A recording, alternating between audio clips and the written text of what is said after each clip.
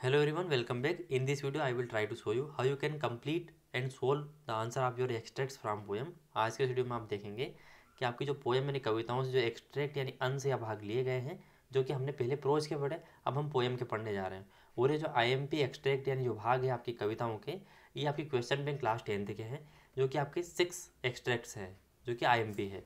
आपकी पोएम जो कि आपने पढ़ी, जैसे कि fire and ice, a tiger in the zoo, the ball poem, animal, fire and ice, dust of snow, ये सभी आपने पोएम्स पढ़ी है। इन पोएम में से कहीं ना कहीं आपसे इस तरह से 4 पंक्तियां दे दी जाएगी, जिनको आप स्टंजा कह सकते हैं।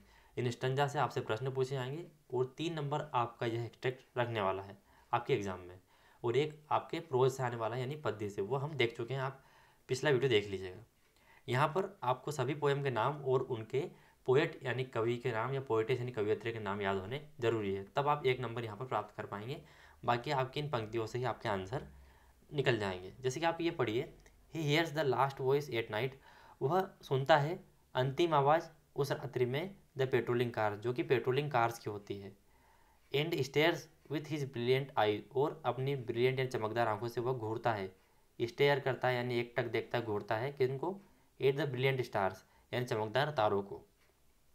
ओवरऑल आप देखिए कि यहाँ पर अ टाइगर इन द जू एक पोएम है, जिसमें एक शेर होता है जो कि उसको चिड़ियाघर में रख दिया जाता है। दिन भर वह लोगों को देखता है, उदास रहता है क्योंकि उसको अच्छा नहीं लगता है। वह एक घूमने फिरने वाला, खुले वन में रहने वाला प्राणी है, खुले जंगल में। जब उसको जू में कैद करके रखा जाता है लोगों को देखने के लिए, तो उसकी परिस्थिति को वहाँ पर बताया जाता है कि वो किस तरह की हरकत कर रहा है। मतलब वो लोगों को देखकर निराश हो जाता है। तो जब रात्रि होती है दिन भर होने के बाद में, तो वह अंत में रात्रि को आवाज़ सुनता है पेट्रोलिंग कार की, ऐसी कार्स की जो कि वहाँ से गुजरती है और जानवरों को देखती हुई वापस अपने स्थान पर चली जाती है। फिर रात्रि में कभी एक टाइम पर आकर पेट्रोलिंग करने आ जाती होगी। And stairs with his brilliant eyes, और उसकी जो चमकदार आँखें हैं उससे वह जो ब्रिलियंट यानी चमकदार सितारे या तारे हैं जो कि आसमान में है, उनको घूरता है, स्टेयर करता है। अब आपके यहाँ पर प्रश्न देखिए, from which poem the above lines have been taken, किस पोएम से यानी किस कविता से ऊपर दी गई लाइनें ली गई है, तो टाइगर इन द जू से ली गई है। तो ऑप्शन नंबर सी सही हो जाएगा।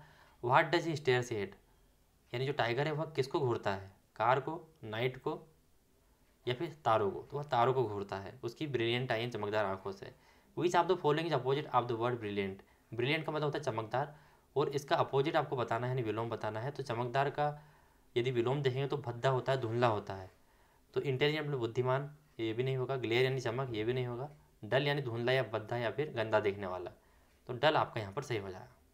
अगला एक्सट्रैक्ट देखिए। कोई भी आपके सवाल हो तो आप कमेंट बॉक्स में जरूर पूछेगा, साथ में वीडियो को लाइक जरूर कीजिएगा यदि आपको वीडियो पसंद आ रहा है तो।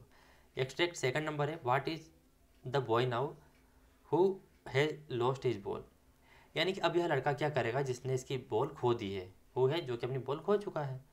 What is he to do, क्या करेगा वो, मतलब ऐसा यहाँ पर जोर एम्फेसाइज किया जा रहा है इस बात पर कि what he do to do, वह क्या करेगा, यह लड़का क्या करेगा जो अपनी बॉल खो चुका है और क्या करेगा अभी। आई सा इट गो मेरीली बाउंसिंग, मैंने इसे खुशी से उछलते कूदते हुए जाते देखा, डाउन द स्ट्रीट यानी गलियों में, and then merrily over there it is in the water, और अंत में यह खुशी खुशी पानी में चली जाती है। यानी ये बालक कह रहा है कि मैंने इस बॉल को मेरे लिए यानी खुशी से बाउंसिंग यानी उछलते हुए गलियों से होते हुए, डाउन द स्ट्रीट यानी गलियों से नीचे जाते हुए देखा, और अंत में over there it is in the water, और अंत में यह पानी में चली जाती है। यानी एक बच्चे की मनोस्थिति यहाँ पर बताई जा रही है। और यह जो लाइन है द बाल पोएम से ली गई है, और यहाँ से आपको पता चलता है कि बाल यानी यहाँ पर बाल का कहीं ना कहीं नाम लिया जा रहा है। तो ये बाल पोएम आपकी हो गई। अब यहाँ पर आप सोचिए कि ये बच्चा जो है उसको मेरे लिए यानी खुशी खुशी जाते हुए देख पा रहा है कि मेरी बॉल जो है पानी में चली गई है। अब आपसे यहाँ पर पूछा गया है, from which poem have the above lines been taken, कौन सी पोएम से यानी कौन सी कविता से यह लाइनें ली गई है। फायर एंड आई से बिल्कुल नहीं, अ टाइगर इन द जू इससे भी नहीं, द बाल पोएम से। अगला देखिए, which of the following word is similar to the word merrily, ऐसे ही कोई भी 4 पंक्तियाँ आपकी कविताएं जो आपने पढ़ी है उनमें से उठा के आपके सामने रखी जा सकती है। जरूरी नहीं कि बाल पोएम में से ये 4 पंक्तियाँ हो, और भी 4 पंक्तियाँ वो आपके सामने रखी जा सकती है। तो क्वेश्चन आपके ऐसे ही बनेंगे। तो आपको हर लेसन को अच्छे से पढ़ा या अध्ययन होना जरूरी है। Which of the following word is similar to the word merrily, merrily का मतलब था खुशी से या फिर उछल कूदते हुए मजे से। तो आपसे पूछा इसका समान अर्थ रखने वाला पर्यायवाची शब्द कौन सा है। सैडली यानी दुखी, हैप्पीली यानी खुशी, और क्लेवरली यानी चतुराई से बिल्कुल नहीं, तो खुशी और मेरे लिए एक दूसरे के सिमिलर शब्द है, तो ऑप्शन नंबर बी आपका सही हो जाएगा। वेयर डिड द बॉल गो, जो बॉल है वह कहाँ गई, तो बॉल जो है वह मेरे लिए बाउंसिंग इन द वाटर, तो आप इसका आंसर लिखेंगे द बॉल। इसके बाद ये डिड हम हटाएंगे तो गो का हो जाएगा went, the ball went in the water, बस ये आपका आंसर हो गया। या फिर मेरे लिए बाउंसिंग इन द वाटर भी आप लिख सकते हैं, लेकिन इन द वाटर सफिशिएंट है। एक्सट्रैक्ट नंबर 3 को आ जाइए।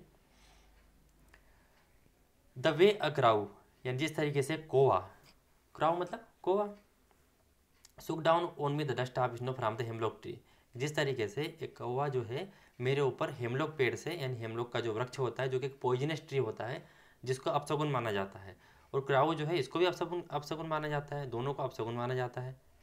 तो जिस तरीके से कौवे ने मेरे ऊपर गिरा दी, सुक डाउन ने हिलाकर क्या गिरा दी, डस्ट ऑफ स्नो यानी जो बर्फ है उसके धूल को मेरे ऊपर हेमलॉक के ट्री से गिरा दी। Has given my heart a change of mood and saved some part of a day I had rued, तो जिससे मेरा दिल जो है परिवर्तन हो गया और मेरा मूड बदल गया। मतलब वो जब बर्फ़ की जो धूल इनके ऊपर गिरी, जो कि क्राउ यानी कोए ने हेमलॉक के पेड़ से इनके ऊपर गिराई थी, जो कि ये पेड़ के नीचे खड़े होंगे तब गिरा दी होगी उस क्राउ ने, तो जिससे इनका मूड परिवर्तन हो जाता है, जो कि क्योंकि लेखक का जो मूड वो ख़राब था, अब इनका मूड कैसा हो जाता है, अच्छा हो जाता है, जैसे वो स्नो इनके ऊपर गिरती है। आप खुद ने कभी सोचा होगा कि जब भी आप बर्फीले क्षेत्रों में जाते हैं तो यदि आपके ऊपर कोई बर्फ़ का एक बॉल बना के आपके ऊपर फेंक दे और वो जब बिखर जाता है पूर्ण रूप से आपके ऊपर, तो फिर आप भी वैसा ही उसके साथ करते हैं। मतलब आपको कहीं ना कहीं बर्फ़ आपके ऊपर जब गिरती है तो आपको एक खुशी महसूस होती है, या आप इन्जॉयमेंट या मस्ती करने की आपके मन में आती है। तो वैसे ही जब ये डस्ट गिरी होगी तो कहीं ना कहीं इनका मूड जो है चेंज हो गया, इनको एक आनंद अंदर से प्राप्त हुआ। And save some part of the day I had rued, और जो बाकी का दिन इनका ख़राब होने वाला था, र्यूड होने वाला था मूड ख़राब होने की वजह से, वह इनका बच जाता है। पूरा दिन का जो समय है वो बच जाता है और वह अच्छे से गुजरेगा। अब यहाँ पर देखिए आप, who is the poet of the एबो पोएम, कि इस दी गई ऊपर की पोएम के कवि कौन है, तो Robert Forest. Where was the crow, crow कहाँ बैठा हुआ था, तो वह हेमलॉक ट्री पर था, ना कि बनियान ट्री, ना कि पीपल ट्री, हमने ऊपर देखा। The poet's mood got changed when, कवि का मूड बदल जाता है जब, ही फॉल अस्लीप, जब वह सोने लग जाते हैं, नहीं, ही स्टार्ट टॉकिंग, जब बात करना चालू कर देते, नहीं, dust of snow fall on him, जब बर्फ़ की जो धूल है या कण है उनके ऊपर गिर जाते हैं तब, बिल्कुल राइट। जो पार्टिकल्स है स्नो के जब उनके ऊपर गिरते हैं तब उनका मूड जो है चेंज हो जाता है, ऐसा हमने पढ़ा है, change of mood. The crow and hemlock tree symbolise, जो क्रो है यानी कोवा है और हेमलॉक ट्री किस चीज़ के प्रतीक है, सेलिब्रेशन के बिल्कुल नहीं, यानी समारोह सेलिब्रेशन हम करते हैं उसके, हैप्पीनेस के बिल्कुल नहीं, सुर एंड दुख के, हाँ ये दुख और तकलीफ के प्रतीक है क्राउ यानी कोवा, और हेमलॉक ट्री जो कि एक जहरीला पेड़ होता है। आपको ये शायद समझ में आ गए होंगे। एक्सट्रैक्ट नंबर 4 पर आ जाइए। सम से the world will and in the fire, कुछ कहते हैं कि जो दुनिया है उसका अंत होगा आग में। सम से इन आइस, कुछ कहते हैं कि बर्फ़ में इस दुनिया का अंत होगा। दो तरह की सोच है, कुछ लोग कहते हैं कि दुनिया का अंत आग में होगा और कुछ लोग कहते हैं कि बर्फ़ में होगा।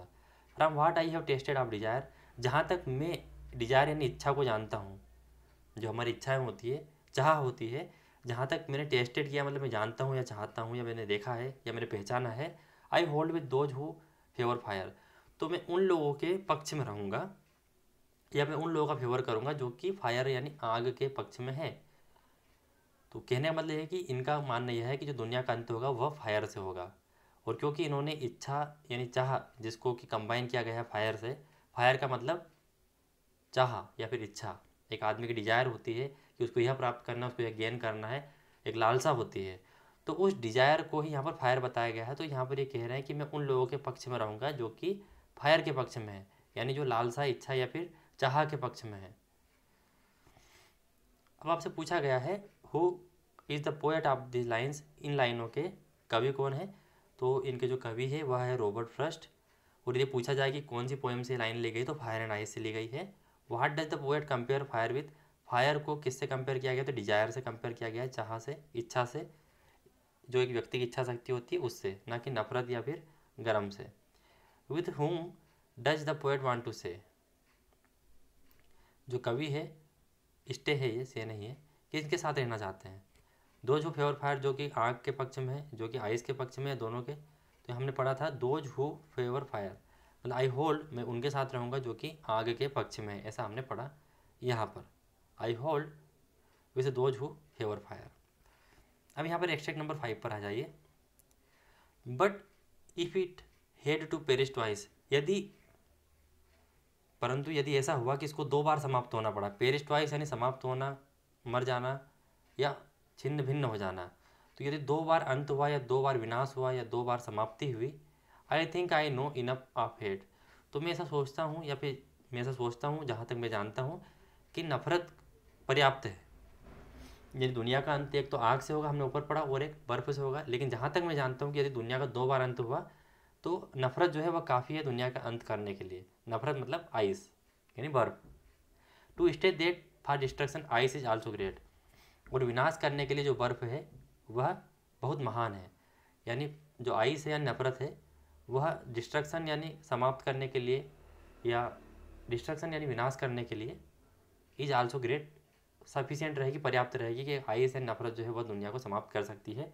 यदि दोबारा दुनिया समाप्त हुई तो, पहली बार में तो आग के द्वारा समाप्त हो जाएगी, डिजायर के द्वारा, और यदि 2 बार यदि दुनिया समाप्त हुई तो मैं ऐसा सोचता हूँ, जहाँ तक मैं जानता हूँ कि नफरत जो है वो दुनिया के विनाश के लिए सफिशिएंट है, ग्रेट है, महान है।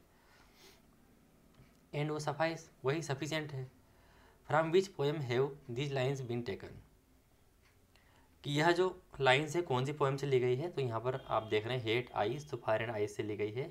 What is the meaning of the Paris, Paris का मतलब होता है विनाश, नष्ट या समाप्त, तो ग्लो मतलब चमक, राइस मतलब उदय होना, डाई मतलब मर जाना, समाप्त, तो आपका ऑप्शन नंबर बी सही हो जाएगा। Who is the poet of these lines, कौन इसके कवि है इन पंक्तियों के, तो Robert Frost. Fire and ice जो है रॉबर्ट फ्रॉस्ट के द्वारा लिखी गई है, और डस्ट ऑफ स्नो भी। अब अंतिम आपका एक्सट्रैक्ट है, एक ही वीडियो में हमने सब कवर कर लिया जिससे कि आपका अधिक समय ना लगे और आप अच्छे से समझ सके कि आपको एक्सट्रैक्ट कैसे हल करना है, और आप देख पा रहे हैं कितने आसान और सरल तरीके से आपने सोल्व कर लिया।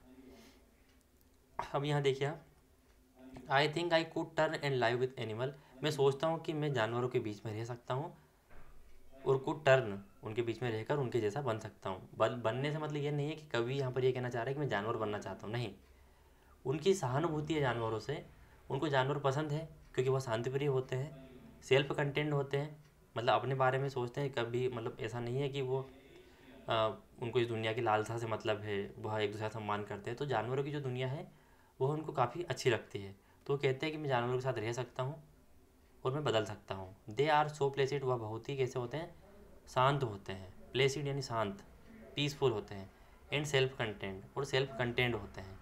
I stand and look at them long and long, मैं खड़ा रहकर उनको लंबे समय तक देखता रहता हूँ, और मैं देख सकता हूँ और देख चुका हूँ, यानी इनको अच्छा लगता है कि लंबे समय तक रहकर ये जानवरों को देखें, क्योंकि उनकी जो हरकतें होती हैं, उनके जो क्रियाकलाप होते हैं वो इनको काफ़ी अच्छे लगते हैं।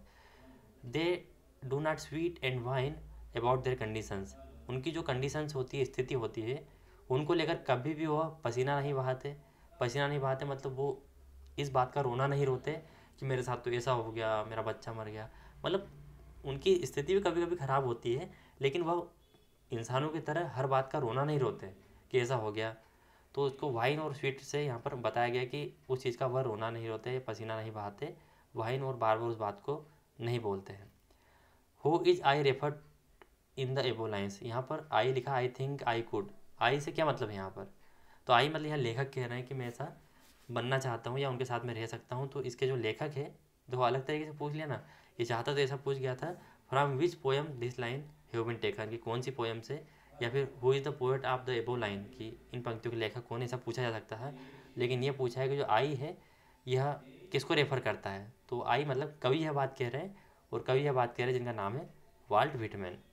What is the meaning of the placid, placid का मतलब शांत होता है, तो पीसफुल मतलब शांत, जेलिस मतलब घृणा, ग्रीडी मतलब लालची, तो ये दोनों नहीं होंगे। इसका सिमिलर मीनिंग पूछा तो पीसफुल यहाँ पर सही हो जाएगा। From which poem have the above line been taken, कौन सी पोएम से लाइनें ली गई है, तो यहाँ पर एनिमल्स आप देखिए, तो एनिमल नाम की जो पोएम है आपकी, जो कि वाल्ट व्हिटमैन के द्वारा लिखी गई है, उससे यह पोएम की जो पंक्तियाँ ली गई है। आई होप आपको वीडियो काफ़ी पसंद आया होगा, लाइक करके जरूर जाएगा, साथ में इसे अपने दोस्तों में शेयर कीजिए।